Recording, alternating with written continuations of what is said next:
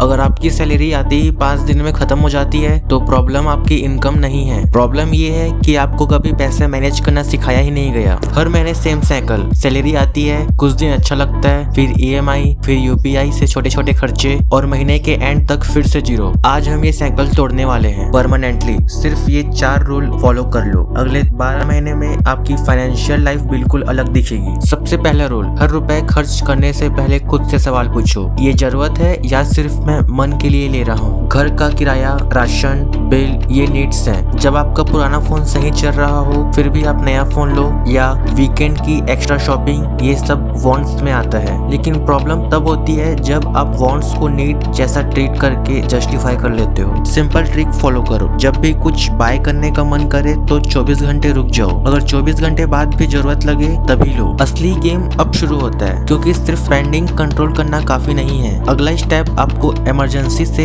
बचाएगा। सोचो, अचानक जॉब चली जाए या मेडिकल इमरजेंसी आ जाए, उस वक्त अगर आपके पास कुछ सेविंग ना हो तो आप क्रेडिट कार्ड या लोन में फंस सकते हो। इसलिए हर महीने अपनी इनकम का कम से कम 20% एक सेपरेट इमरजेंसी फंड में डालो। अगर आपकी सैलरी 40,000 है तो 8,000 साइड में रखो, एक अलग सेविंग अकाउंट में। सिंपल गोल रखो, आपके लाइफस्टाइल का 6 महीने तक का खर्चा उस इमरजेंसी फंड में इकट्ठा कर लो। इससे आप कभी भी इमरजेंसी सिचुएशन में लोन वगैरह से बच सकते हो। अब जो रूल आने वाला है वो मैक्सिमम लोग इग्नोर कर देते हैं और यही से उनकी वेल्थ बिल्डिंग की प्रोसेस सबसे ज्यादा स्लो हो जाती है। अगर आपके पास कोई क्रेडिट कार्ड बिल या पर्सनल लोन है तो ये पार्ट ध्यान से सुनो। सबसे पहले उस डेब्ट को क्लियर करो जिसका इंटरेस्ट सबसे ज्यादा है। नॉर्मली क्रेडिट कार्ड का इंटरेस्ट अक्सर 30 to 40% ईयरली होता है। ये किसी भी नॉर्मल इन्वेस्टमेंट रिटर्न से कहीं ज्यादा है। तो स्ट्रेटेजी सिंपल है, सबसे पहले मिनिमम पेमेंट सब डेब्ट पे करो, लेकिन एक्स्ट्रा जो भी पैसा बचे वो